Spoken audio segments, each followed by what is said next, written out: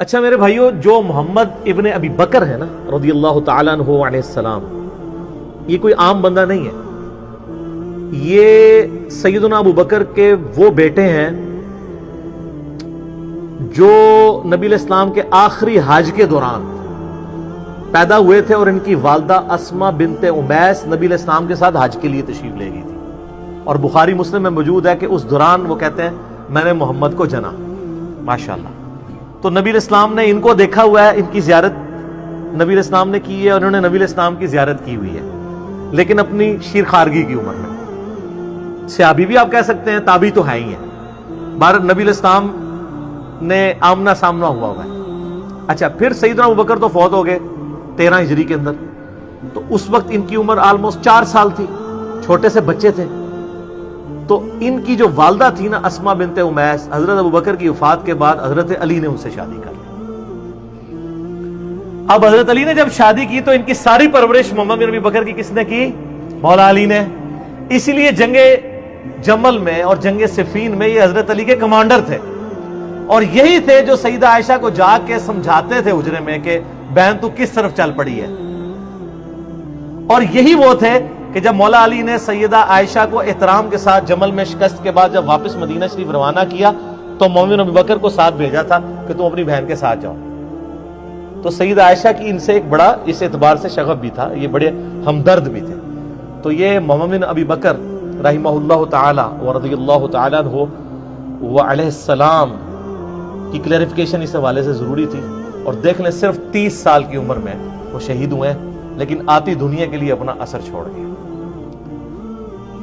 اللہ تعالیٰ ان سے راضی ہو. قیامت والے دن اللہ تعالیٰ ہمیں ایسے اپنے نیک بندوں کا ساتھ نصیب فرمائے. آمین ثم آمین. تو ان کو حضرت علی نے اپنے دور میں مصر کا گورنر لگایا تھا، اپنے دور خلافت میں. قیس بن سعد سے حکومت نہیں سنبھالی جا رہی تھی، پیچھے سے مالک اشتر کو بھیجا، اس کو زہر دے کے مروا دیا گیا دشمنوں کی طرف سے.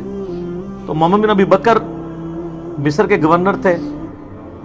تو ظاہر کوفے سے دور تھا، شام کی باؤنڈریز لگتی تھی، وہاں سے حضرت معاویہ کی چھاپہ دار جو ٹیمیں ہیں وہ حملے کرتی تھی. تو محمد بن بکر کو قتل کروا دیا، حتیٰ کہ ایک گدھے میں ان کی لاش رکھ کے اس کو آگ لگا دی. استغفر اللہ. اور یہ اس کے اوپر اجماع ہے، کوئی دنیا میں اس کا انکار نہیں کرے گا. ہماری اہل سنت کی تمام کتابوں میں موجود ہے، جتنی بھی صحابہ کرام کی بایوگرافی پہ لکھی گئی ہیں.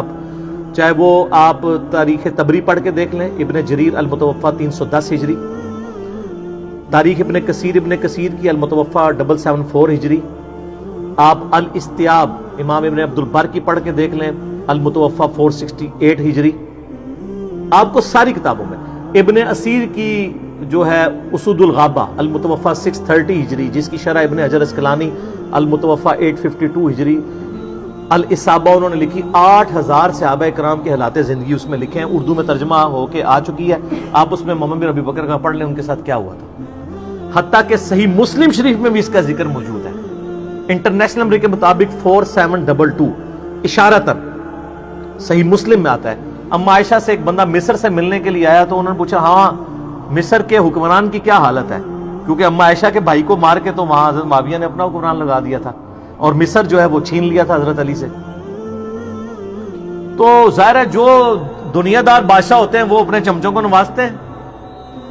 تو ان کا ہمارا جو گورنر ہے وہ تو بہت اچھا ہے، ہمارا خرچہ پانی ختم ہو جائے خرچہ دے دیتا ہے، ہمارا اگر گھوڑا مر جائے نیا گھوڑا خرید کے دے دیتا ہے، اور اگر کوئی غلام مر جائے تو نیا غلام دے دیتا ہے.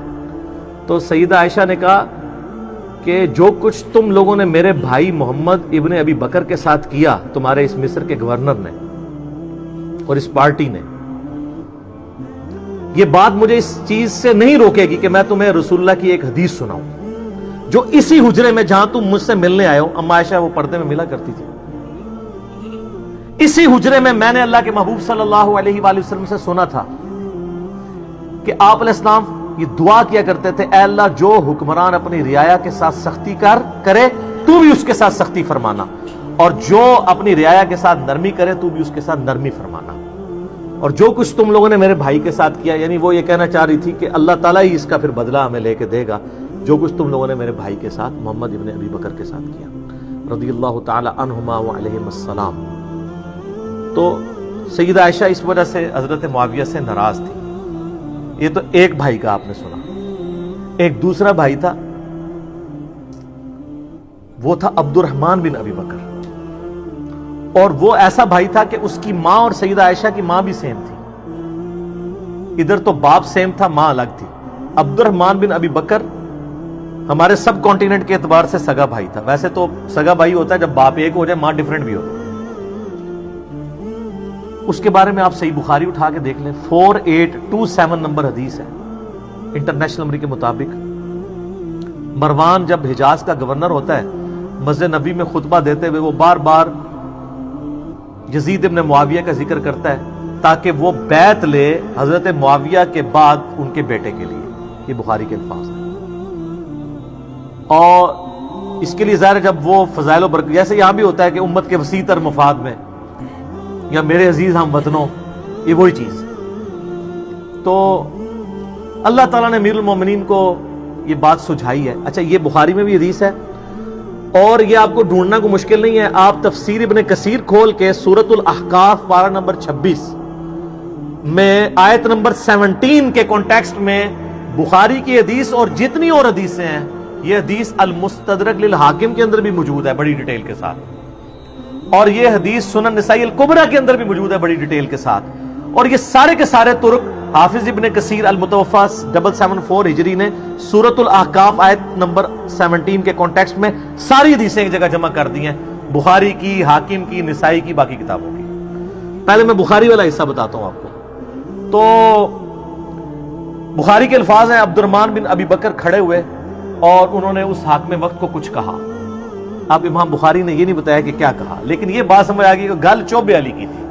اگر وہ لگ گئی جا کے, کیونکہ وہ بھی اس قسم کی باتیں کر رہا تھا. وہ باتیں میں آپ کو دوسری کتابوں سے, حاکم سے اور سنن نسائی الکبریٰ سے بتاؤں گا, اور تفسیر ابن کثیر کھول کے آپ لوگوں کے گھروں میں ہوگی, پڑھ لیں, PDF فریلی اویلیبل ہے. تو اس کے بعد بخاری کے الفاظ ہیں کہ وہ مروان کو غصہ آیا, اس نے کہا پکڑو اسے, گرفتار کرو, آج کے دور میں نیب کے حوالے کرو. تو سیدنا عبد الرحمن بن بکر فوراً جا کے مسجد نبوی کے ساتھ ایڈجسٹنٹ اما عائشہ کا حجرہ تھا, اس میں جا کے چھپ کے. اب اتنے تو کوئی بغیرت نہیں تھا, اتنی عوام دیکھ رہی تھی, حضرت عائشہ کے حجرے میں تو کوئی گھس نہیں سکتا تھا, وہ تو محرم تھے, ان کے بھائی تھے. تو مروان کا غصہ نہیں ٹھنڈا ہوا, اس نے باہر سے کہا, ہاں ابو بکر کے بیٹے تو ہی ہے نا جس کے بارے میں وہ آیت نازل ہوئی ہے سورۃ الاحقاف آیت نمبر 17, کہ یہ کہتا ہے کہ میرے ماں باپ مجھے کہتے ہیں کہ جب ہم مر کے مٹی ہو جائیں گے تو دوبارہ سے زندہ کیے جائیں گے, یہ تو اگلے لوگوں کی کہانی ہے. ابو بکر کے بیٹے یہ تیرے بارے میں نازل ہوئی ہے, تو اپنے ماں باپ کو کہتا تھا کہ قرآن اگلے لوگوں کی کہانی ہے. نعوذ باللہ, کتنا بڑا جھوٹ بولا. تو سیدہ عائشہ سے برداشت نہیں ہوا, وہ حجرے کے اندر سے ہی بولی. انہوں نے کہا آل ابی بکر کے بارے میں کوئی آیت ایسی نازل نہیں ہوئی ہے سوائے سورہ نور کی وہ آیات جو میری برات میں نازل ہوئی تھی, حدیث افک والی. تو آل ابی بکر کے اوپر الزام لگاتا ہے. بخاری میں اتنی حدیث ہے, لیکن فلنگ دی بلینکس موجود ہے. انہوں نے بلینکس امام بخاری نے چھوڑی ہیں, وہ فل کی ہیں حاکم نے اور سنن نسائی الکبریٰ میں, اور حافظ ابن کثیر نے بھی کر دی سورۃ الاحقاف آیت نمبر 17 میں. وہ کیا ہے کہ مروان نے کہا کہ امیر المومنین جو ہے نا یہ چاہتے ہیں کہ اپنے بعد اپنے بیٹے کو نامزد کر دیں, جس طرح کہ ابو بکر نے بھی تو عمر کو نامزد کیا تھا, حالانکہ وہ بھی مشورے سے کیا تھا, اور دوسرا عمر حضرت ابو بکر کے بیٹے تھے. تو کیا وہ مطلب وہ کس طریقے سے ریزیمبلنس بنا رہا تھا, تو اس پہ ابو بکر کے بیٹے کو غصہ تو آنا تھا نا. تو ابو بکر کا بیٹا عبد الرحمن بن بکر وہاں کھڑا, اس نے کہا سیدھی طرح کہہ تیرا امیر المومنین معاویہ کیسر و کسرا کے طریقے پہ چلنا چاہتا ہے, ابو بکر اور عمر کے طریقے پہ نہیں.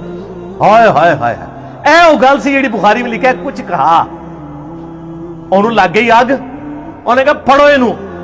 پھر آگے بخاری میں آتا ہے, اور اس میں آگے موجود ہے کہ سیدہ عائشہ نے اندر سے کہا اسکت, چپ کر, بکواس بند کر, آل ابی بکر کے بارے میں کوئی ایسی آیات نازل نہیں ہوئی سوائے میری برات میں. اور ان حدیثوں میں آگے موجود ہے, البتہ مروان تیرے بارے میں موجود ہے, جب تو اپنے باپ حکم کی پشت میں تھا, رسول اللہ نے کہا تھا حکم پہ لعنت, اس کی اولاد پہ لعنت, تو اسی لعنت کا ٹکڑا ہے. حضور نے تو پہلے ان دونوں باپ بیٹا کو حضور نے مدینہ بدر کر دیا تھا. حضرت ابوبکر کے ساتھ بڑی سفارشیں کی, حضرت عثمان نے واپس لانے کی, کوئی رشتہ دار تھا نہیں آنے دیا, حضرت عمر نے نہیں آنے دیا, پھر حضرت عثمان اپنے دور میں رشتہ داری کی وجہ سے لے آئے, اور حتیٰ کہ اپنی بیٹی کا نکاح بھی مروان سے کر دیا, اور پھر وہی گھاٹے فٹ ہو گیا. اسی کی وجہ سے مسلمان رعایا پھر حضرت عثمان کے خلاف ہوگی. ایک تلخ حقیقت ہے, یوٹیوب پہ میرا کلپ دیکھ لیں, حضرت عثمان کی شہادت کے اصلی اسباب, جعلی اسباب نہیں, جی عبداللہ بن سبا تھا، 40,000 صحابہ اس کے پیچھے لگ گئے، یعنی حضور کے تربیت یافتہ صحابہ 40,000، ایک ابن سبا نے ان کی مت مار دی. بالکل جھوٹ ہے. میں نے بخاری مسلم سے اپنے پمفلٹ میں، جس کا تعارف میں اینڈ میں کرواؤں گا، یہ سارا کچھ کھول دیا ٹروتھ. اچھا اب ظاہر ہے جب یہ دشمنی ہو تو آپ کیا سمجھتے ہیں دشمنی ختم ہوتی ہے؟ ساری اہل سنت کی تاریخی کتابیں جن کا میں نے حوالہ دیا ہے، اس میں ملتا ہے کہ عبد الرحمن بن ابی بکر پھر جا کے چھپ گئے. کچھ عرصے بعد کسی غار سے ان کی لاش ملی، اور لاش لا کے پھر مکے میں لا کے دفنایا گیا ان کو قبر کے اندر. اب ظاہر ہے کہ یہ غار میں ایک بندہ چھپا ہو، وہاں سے لاش ملے تو نامعلوم افراد، چند نامعلوم افراد نے، اور وہ نامعلوم افراد کون سے ہو سکتے ہیں؟ ظاہر ہے جو اس سسٹم کے بینیفیشری تھے. ہم نام نہیں کسی کا لیتے. جہاں نام تھا میں نے نام لے کے کہا، جہاں نام نہیں ہے صرف نامعلوم افراد ہیں، وہ آپ کو خود پتہ چل رہے ہیں کون نامعلوم افراد ہیں. حتیٰ کہ جامعہ ترمذی میں موجود ہے 1055 نمبر حدیث انٹرنیشنل نمبر کے مطابق، اما عائشہ عبد الرحمن بن ابی بکر کی قبر پہ آئیں، روئیں، وہاں پہ آ کے اشعار پڑھے. وہ بڑے دردناک عربی کے اشعار ہیں کہ ایک زمانہ تھا اے میرے بھائی، ہم اکٹھے ایک گھر میں رہتے تھے، ہم نے کبھی سوچا بھی نہیں تھا ہم ایک دوسرے سے کبھی جدا بھی ہوں گے، اور آج یہ حالت ہے کہ ہمیں یہ یاد بھی نہیں کہ ہم دونوں اکٹھے تھے.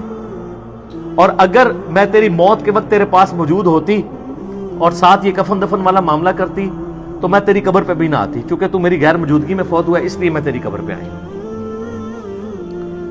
تو آپ اس پورے سینیریو میں دیکھیں محمد بن ابی بکر کے ساتھ کیا کیا ان لوگوں نے. عبد الرحمن بن ابی بکر کے ساتھ دو بھائی اما عائشہ کے اس طریقے سے